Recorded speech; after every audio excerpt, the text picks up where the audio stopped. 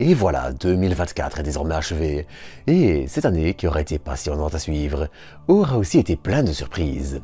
D'ailleurs, en écran de fin de cet épisode, vous trouverez un résumé de l'année passée. Mais alors qu'on dit adieu à une année 2024 palpitante, 2025 s'annonce aussi encore plus haute en couleurs entre des fusées géantes, des navettes spatiales, des missions lunaires et encore d'autres. Comme chaque année, je vous propose donc de tenter de voir ensemble tout ce qui nous attend cette année, après vous avoir invité à vous abonner si vous ne l'êtes pas encore, ainsi qu'à liker, commenter et partager cet épisode.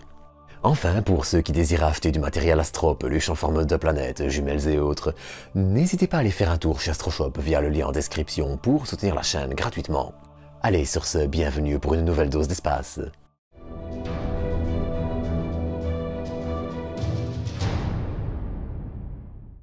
Avant de commencer, j'aimerais glisser un petit message assez rapide mais important. Les dates que je vais évoquer dans cet épisode peuvent assez évidemment être amenées à changer. Accidents de lanceurs, problèmes techniques, autorisations et autres peuvent et vont probablement d'ailleurs impacter bien des aspects des calendriers qui seront souvent aussi un peu optimistes. Néanmoins, si tout se passe bien, l'année 2025 devrait commencer comme 2024, dans les starting blocks et avec plusieurs rendez-vous sur la Lune. Tout d'abord, le 6 janvier, c'est Blue Origin qui inaugurera son lanceur lourd New Glenn et tentera de le récupérer en mer sur une barge du premier coup. Le 10, ce sera le 7e vol du Starship et l'entrée en service du Starship V2 qu'on scrutera, alors que le véhicule s'apprête maintenant à tenter bientôt la réutilisation complète avec un Starship qui se pose sur les bras de la tour de lancement. Bon, ce sera probablement pour le 8e ou 9e vol, mais ça ne va plus non plus énormément tarder. D'ailleurs, de façon générale, pour le Starship, on attend aussi des essais de ravitaillement en orbite durant l'année, et ça aussi, ce sera crucial à scruter pour envoyer un Starship sur la Lune et le programme Artemis. Et en parlant de la Lune, on attend en janvier le lancement de l'atterrisseur lunaire Blue Ghost de Firefly Aerospace, ainsi que le second atterrisseur Hakuto Air du japonais iSpace. En plus du petit rover Tenacious à bord d'Hakuto Air, ce seront donc deux atterrisseurs qui décolleront en simultané lors du même vol vers la Lune. Le 8 janvier, la sonde européenne et japonaise Bepi Colombo survolera quant à elle une dernière fois Mercure, avant son arrivée en orbite autour de la planète attendue en novembre 2028. En janvier toujours, on scrutera aussi le vol inaugural du petit lanceur australien Eris, et pour terminer avec le mois, on attendra également le vol inaugural du lanceur chinois Long March 8A. En février, ce sera le second exemplaire de l'atterrisseur lunaire Nova C d'Intuitive Machines qui devrait tenter de rejoindre la Lune en portant avec lui plusieurs rovers et partageant le lancement avec un orbiteur de la NASA. Fin février, on surveillera aussi le lancement du télescope spatial en proche infrarouge Spherix, en duo avec les 4 satellites d'études du Soleil Punch, 2 programmes gérés par la NASA. Le 1er mars, si tout va bien, c'est la capsule spatiale indienne Gaganyaan qui devrait faire son premier vol à vide, tandis que la sonde Europa Clipper, en route vers Jupiter, survolera Mars. En mars aussi, on suivra avec intérêt le lancement par SpaceX de la mission touristique Fram2, qui sera la première à viser l'orbite polaire passant par les 2 pôles terrestres. On notera également que la sonde européenne Hera, en route vers l'astéroïde Didymos, survolera Mars au mois de mars.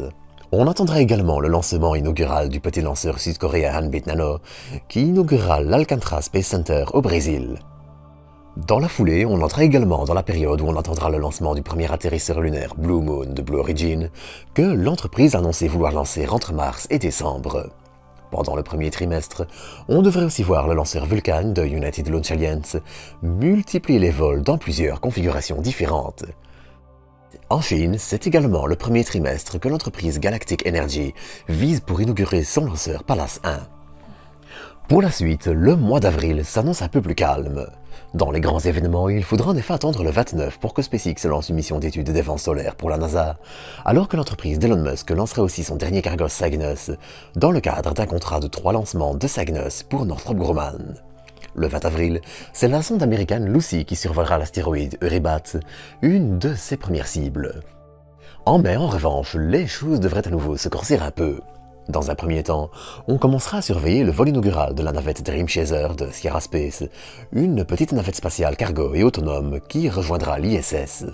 Mais surtout, le mois de mai devrait être le mois de lancement de la mission chinoise Tianwen-2, qui sera une mission de retour d'échantillon d'un astéroïde, l'astéroïde 469219 Kamo-Oelewa, avant d'aller explorer la comète 311P Pan-STARRS.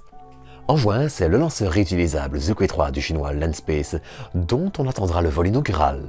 À partir de mi-2025, on commencera aussi à surveiller la date de lancement des CubeSats d'études de l'atmosphère martienne de la mission Escapade.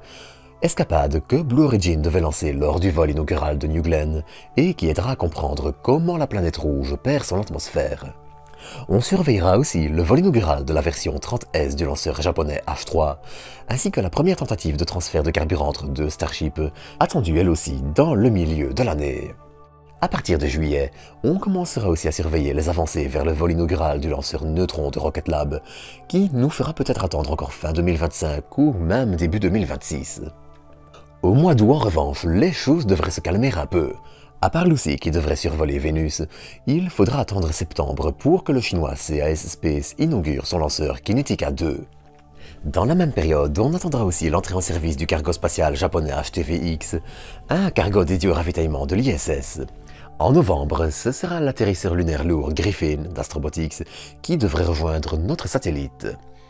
Et étant donné que ce dernier devait emporter le rover Viper de la NASA, mais qu'il a été annulé, eh bien on ne sait pas encore exactement quelle charge utile il emportera et comment ça se passera, mais en tout cas, le vol est encore prévu. Astrobotics souhaite en effet emmener son atterrisseur sur la Lune au plus vite, histoire de vérifier son fonctionnement, et que le rover Viper soit de la partie ou pas n'y changera pas grand-chose. En novembre toujours, on attendra aussi le lancement du télescope spatial russe Spectre-UF, qui observera en ultraviolet. De façon plus large, l'année 2025 sera aussi l'occasion de voir le français Latitude inaugurer son lanceur Zephyr, si tout se passe bien, ainsi que de voir Amazon lancer sa constellation d'Internet par satellite baptisée Kuiper. On attend également 2 vols à vide de la capsule spatiale Gaganyaan, avant un premier vol habité attendu en 2026. De la même manière, 2025 sera aussi l'occasion, si tout va bien, de voir l'entrée en service de la petite navette spatiale autonome européenne Space Rider, dont le décollage est attendu dans le courant de l'année à l'aide du petit lanceur Vega C. Vega C, qui lancera également la mission d'étude du Soleil SMILE, une mission conjointe entre l'Europe et la Chine, qui sera l'occasion de mieux comprendre le vent solaire, ce flot de particules émis par notre étoile en permanence. Dans un autre registre, on espérera aussi voir le lanceur ukrainien Cyclone 4M réaliser son vol inaugural depuis le Canada. Toujours dans ce qui est attendu en 2025 et sans date précise, on attendra aussi le lancement de la station spatiale Haven 1, une station développée par l'entreprise américaine VAST et qui comptera sur Dragon Crew pour le support de vie. Le fait de ne pas être autonome et de compter sur Dragon Crew permet en effet à l'entreprise de tester ses modules de station bien plus vite et espérer avancer aussi plus rapidement. On attendra également le lancement d'IMAP, une sonde qui devrait tenter d'étudier à distance l'héliosphère, à savoir la zone d'influence du vent solaire, dont sont récemment sorties les sondes Voyager et qui englobent tout le système solaire, et son interaction avec le milieu interstellaire. L'année 2025 devrait aussi être l'occasion de voir l'entreprise allemande Rocket Factory Augsburg réaliser son vol inaugural, après la perte tragique du premier exemplaire lors d'essais au sol en 2024. Dans le même registre, on attendra également le lancement inaugural du lanceur Skyrora XL, de l'anglais Skyrora. Mais avec un peu de chance et en étant optimiste, on peut aussi espérer voir le retour en vol de la capsule Starliner de Boeing, soit pour un autre vol d'essai à vide ou avec équipage, soit pour son premier vol habité commercial et régulier. En Russie toujours, le petit lanceur Rocket M sera également attendu, même si les chances de le voir décoller en 2025 sont là aussi assez faibles. On peut en revanche aussi espérer voir voler le second exemplaire de la navette spatiale Dream Chaser dont je parlais en début d'épisode, même si début 2026 n'est pas à exclure. Pour arriver à la fin de l'épisode, le petit lanceur SL1 de l'anglais iMpulse sera également de la partie si tout va bien. Enfin, on attendra aussi avec un peu de chance le vol inaugural du lanceur aux 2 étages réutilisable Nova de l'américain Stoke Space. Et entre les imprévus, les découvertes et les bonus en tout genre, on peut décemment espérer voir une année 2025 au moins aussi intéressante que 2024. Mais ça, eh bien, je vous donne rendez-vous dans un an dans le bilan de 2025 pour savoir ce qu'il s'est passé. En attendant, je vous donne aussi rendez-vous chaque mercredi à 18 h pour suivre les actualités spatiales et chaque samedi à la même heure pour parler d'un autre sujet.